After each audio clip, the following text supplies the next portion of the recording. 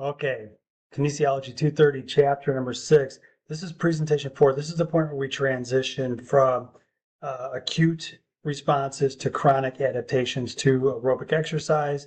And we'll get into cardiovascular, respiratory, and skeletal muscle. But the list of things we're going to go through over the next couple presentations will be the 3 we'll get in this presentation, and then metabolic, endocrine, bone and connective tissue, bone, body composition, and performance. The table that you see here, they list some things that are responses to adaptations to aerobic endurance training and at rest and during exercise. And they compare in terms of, when you look at heart rate at rest, it decreases. When you're submaximal, you'll have a decreased heart rate because you're more efficient. And really no change maximal. But if we look at this, you have increased stroke volume, which makes sense in terms of your heart rate decreasing, your stroke volume probably goes up because you're squishing more blood out with every beat. And then they have different things in terms of what changes and what adaptations there are between rest, submaximal, and maximal exercise. I would take a moment just to kind of wrap myself around those. When we look at cardiovascular adaptations, VO2 max is the maximal oxygen uptake, and it's commonly referred to as, like maximal aerobic power, which is kind of a quirky way to say that. I understand because you're talking aerobic and power, and usually those are equated to be on two opposite ends of the spectrum. And I'm sympathetic to that. I get that, but that's how it's written in the book as well. And it's a conversation of maximal oxygen consumption and aerobic capacity. And one of the main adaptations that you'll have to chronic aerobic training, meaning like if you do a lot of aerobic work, is an increase in Q. And we talked about cardiac output resulting from increased stroke volume.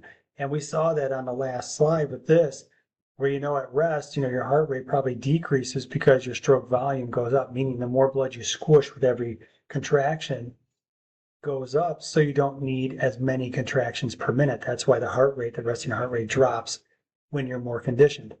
So the cut and paste that I have to write here is just kind of to highlight what they have in the book.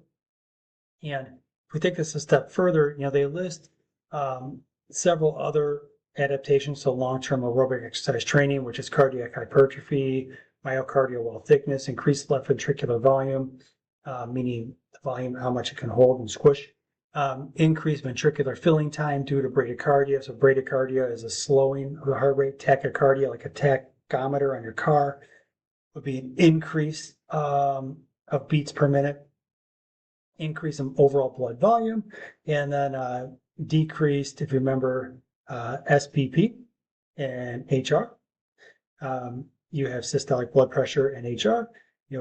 You have these exercise-induced effects that happen once you finish your workout, where that top line number, the systolic, actually is able to come down, and it doesn't, every time your heart contracts at rest, you don't have the same amount of force on the vascular system that you did previously.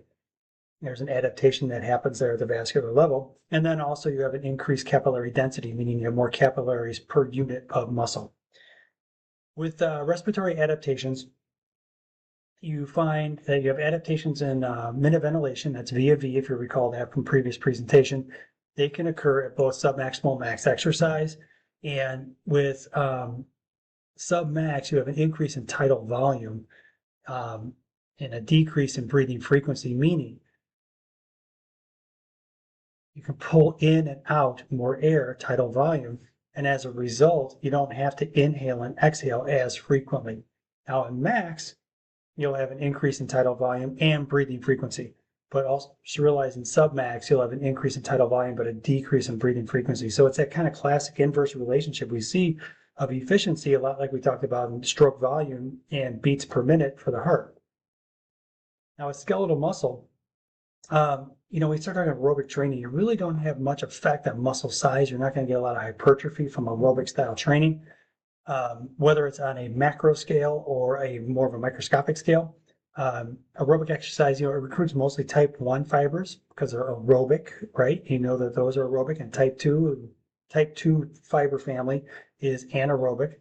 And with type 1, granted you have you have a lot of mitochondrial work that has to happen within aerobic activities and the type 1 fibers themselves responding to the aerobic activity, but it only elicits a small increase in the cross-sectional area of muscle itself. And really, your type 2 fibers, they just don't change with endurance type of training. You have to have more explosive type training or more shorter duration type training for those to really respond.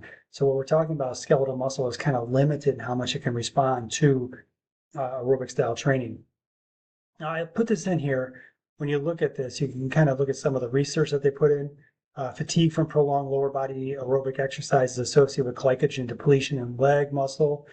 The enhanced glycogen stores together with mitochondrial adaptations just mentioned result in slower depletion of muscle glycogen stores. So you have some kind of flow through things that happen in terms of the type 1 fibers that are activated as a result of aerobic activity. And I would say you probably want to take a moment to kind of review this in the book and really kind of wrap yourself around some of these concepts that they have here.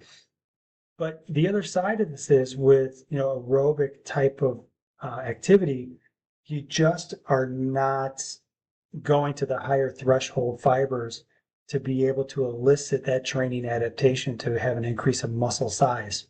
All right, signing on, moving to the next one.